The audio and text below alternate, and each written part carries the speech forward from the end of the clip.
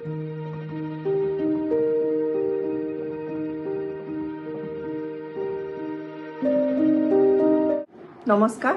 মোৰ আন এটা ভিডিঅ'লৈ আপোনালোকক স্বাগতম এই ভিডিঅ'টোত মই আপোনালোকক আজি হোপোনোপোনো 2 নম্বৰ ফ্ৰেজ প্লিজ ফৰগিভ মি তাৰ অৰ্থ বিষয়ে কিছু কম যোৱা ভিডিঅ'টোত আমি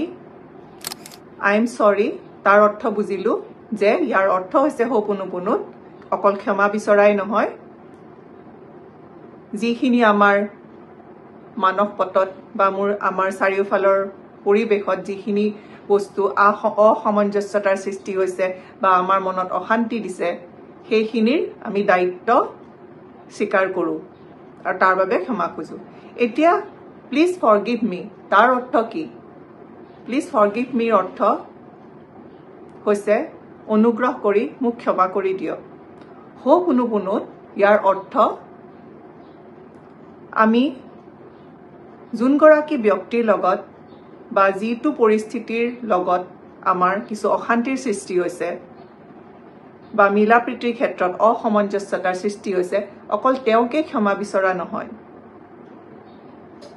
ইয়াত হোপোনোপোনোত প্লিজ ফৰগিভ মি অৰ্থ হৈছে মোৰ মনত থকা যিবোৰ বস্তু অৰ্থাৎ মোৰ যিবোৰ চিন্তা ভাৱনা আবেগ বা মোৰ কিছু কৰ্ম যিবোৰ এই পৰিবেশ বা এই অৱস্থাৰ সৃষ্টি কৰিছে যিয়ে মোৰ জীৱনত বা মানৱ পটত অশান্তিৰ সৃষ্টি কৰিছে সেই সকলোবিলাকৰ দায়িত্ব মই গ্ৰহণ কৰি তাৰ বাবে এই অৱস্থাটোৰ লগত জড়িত সেইজন কোনো ব্যক্তিয়ে হওক বা মোৰ পৰমাত্মাই হওক বা মোৰ নিজৰ অন্তৰাত্মাই হওক বা প্ৰকৃতিয়ে হওক তেওঁৰ ওচৰত মই ক্ষমা বিচাৰিছো মোক ক্ষমা কৰি দিয়ক ইয়াত ব্যক্তিয়ে অন্য এগৰাকী ব্যক্তিৰ ওচৰতে বা প্ৰকৃতিৰ ওচৰতে বা পৰমাত্মাৰ ওচৰতে ক্ষমা নিবিচাৰে তেওঁ নিজকো নিজৰ ওচৰতো ক্ষমা বিচাৰে কাৰণ বহু ক্ষেত্ৰত আমি দেখা পাওঁ আমি নিজক ভাল নাপাওঁ বা নিজৰ বিষয়ে আমি গম নোপোৱাকে বহুত কথা কৈ থাকো যেনে ধৰক তুমি মানে নিজৰ কথাটো কৈছো তুমি কোনো বস্তু ভাল বস্তুৰ লায়কৰ নহয় তুমি সদায় দুখী হৈয়ে থাকিবা তোমাৰ জীৱনত এনে ধৰণৰ বস্তুৱে তুমি আকৰ্ষণ কৰিবা যিয়ে তোমাক অনবৰত অশান্তি দি থাকে এনে ধৰণৰ চিন্তা ভাৱনা ভাৱধাৰাই বা ভাৱ আবেগে আমাৰ মনত বিৰূপ প্ৰতিক্ৰিয়া সৃষ্টি কৰে যিটো আমি অজানিতে গমেই নাপাওঁ আৰু সেই ধৰণৰ পৰিবেশ বা হেনে ধৰণৰ অৱস্থা আমি আকৰ্ষণ কৰোঁ আমি অজানিতে কৰি থাকো যিটো আমি গমেই নাপাওঁ যিটো আমাৰ সাবকনচিয়াস মাইণ্ডত তাৰ বিষয়ে পিছলৈ কওঁ সাবকনচিয়াস মাইণ্ডৰ বিষয়ে সেইটো এটা বেলেগ টপিক হ'ব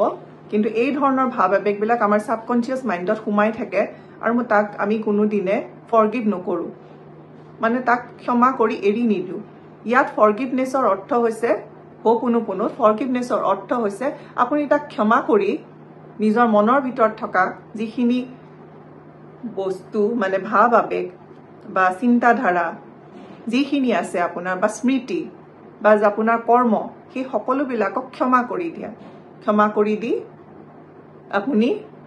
নিজৰ মুক্তিৰ পথত আগবাঢ়া অনুভৱ কৰিছো আপোনালোকে কিছু হলেও মোৰ কথাখিনিৰ লগত মানে এটা ৰিলেট কৰিব পাৰিছে বা বুজিব পাৰিছে হোপোনোপোনোত আই এম সৰি প্লিজ ফৰগিভ মিৰ কি অৰ্থ পিছৰ ভিডিঅ'ত আমি বাকি কেইটা ফ্ৰেজৰ বিষয়েও কম আজিলৈ ধন্যবাদ নমস্কাৰ